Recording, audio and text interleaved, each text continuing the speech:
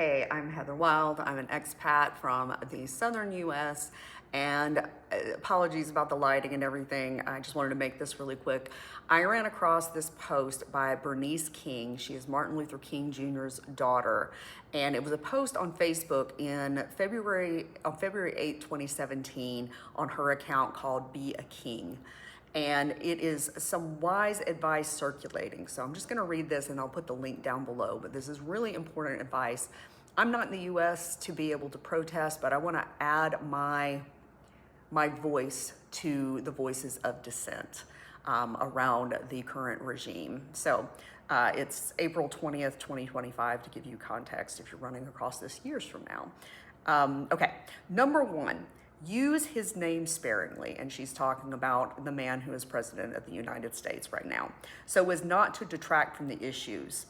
And she doesn't say so here, but I think there was another part of this that I read somewhere else, and it said, use the presidential number. So call him 47, do not use his name, because he likes to be the center of attention. And we just need to de-escalate things too. I think just call him by his presidential number.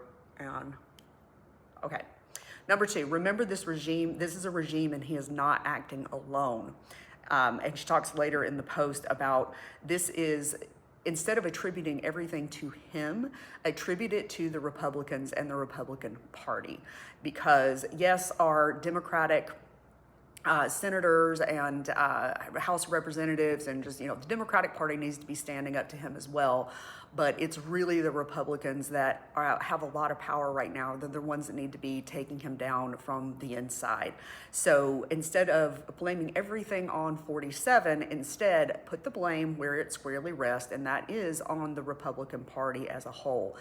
Hopefully this will incite them to, if nothing else, save their asses in future elections and do something about this problem that is 47. Number three, do not argue with those who support him and his policies. It doesn't work. Y'all, this is one of the things that I've been saying and seeing for years.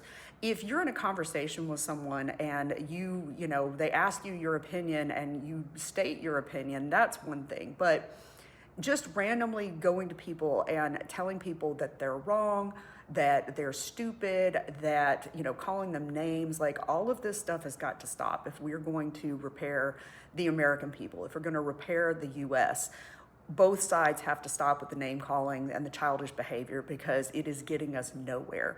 So don't try to change people's minds. You can share your opinion, and if they want to argue, just say, I'm not going to argue with you, and just walk away, right? But telling people they're wrong, that's how you're going to shut them down immediately. They're never going to listen to anything you say as soon as you start insulting them and telling them that they're wrong.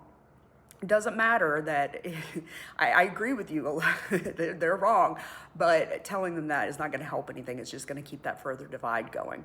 Number four, focus on his policies, not his appearance and mental state. So this is something that the Republican Party did a lot with Joe Biden, and they, focused on his appearance and his mental state. And, it's childish. Don't sink to their level. Talk about the policies, keep it mature, y'all. Don't sink to his level, right? Talk about the policies and the problems with the actions, not his appearance, which is indeed comical. Number five, keep your message positive. Those who oppose peace and justice want the country to be angry and fearful, because this is the soil from which their darkest policies will grow. Y'all, I really think that the only way to explain the current Republican administration and their policies and the things that they're doing is that they want to incite a war, either with other countries. They've pissed off our allies. They're, continually sowing divisiveness between, the American people. The left is also doing a lot to keep that divisiveness going. We all got to quit it. But I really think that they're trying to start a war any way they can, because 47 really wants to be able to enact wartime powers. He's already doing it with the deportations, and I think that he wants a war any way he can get it, any way he can justify. So, y'all keep protesting, but don't become violent, because if you give him that thing, it's going to be a hell of a lot harder to deal with him if he invokes these powers or expands his invocation of these powers. Number 6, no more helpless and hopeless talk, right? We've got to keep hope alive. We got to be realistic, but it's not hopeless, right? If people will continue to speak out.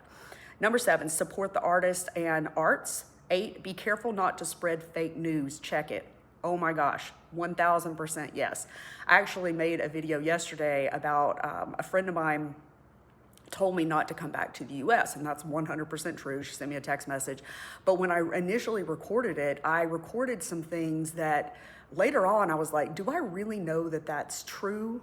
Just because I saw it a couple of times in various news things, does that mean it's actually true? So I actually went back and re-recorded the video and left out that stuff, because being an alarmist and spreading, fake news is not helping anything, right? It actually undermines the cause.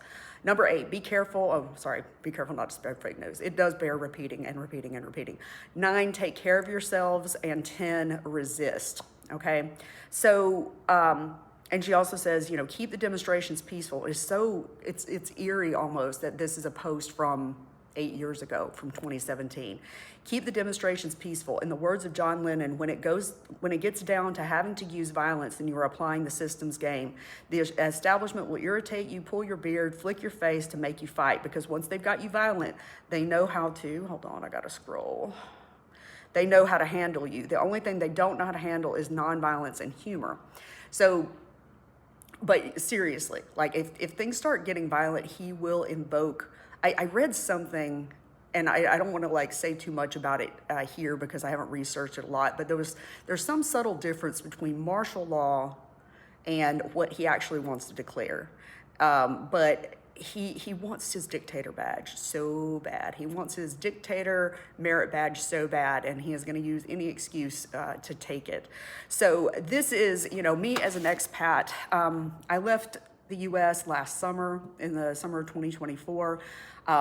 Didn't know that I was going to be staying out of the U.S., but once I was out of the U.S. and saw the news cycle get increasingly crazier and crazier as the 2024 election wound on, I'm choosing to stay out. My mental health, I live with depression and anxiety, and I cannot be in that environment anymore. Just with everybody screaming and acting super childish.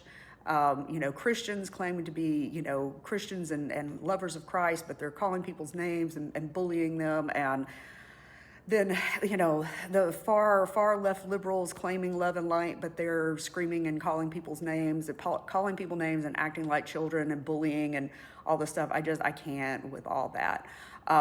So I'm with you in spirit. Those of you that are out and protesting in person, please keep doing it. I'm sorry that I can't be there. It would just totally, completely wreck me, but I will be making videos and, things that I come across that as a left-leaning moderate, left-leaning independent, make rational sense, to me. Because it really is about those of us moving toward the middle and figuring this shit out. Don't listen to the people screaming loudest on the left or loudest on the right. Those people are making money off the conflict. Those people want the conflict to continue. Hold on, let me turn my alarm off. Those people are getting book deals and YouTube views and speaking engagements off of keeping people riled up. And the sick thing is that some of them may not even believe the stuff they're saying. They just know that the more radical, inciting things that they say, the more attention they get, the more money they get, the more prestige they get, the more status they get, the more control over other people they get, right? And this is not just government officials. This is, YouTube influencers and, So don't listen to the people screaming the loudest on the left or the right. Listen to the people who are still willing to have rational conversations.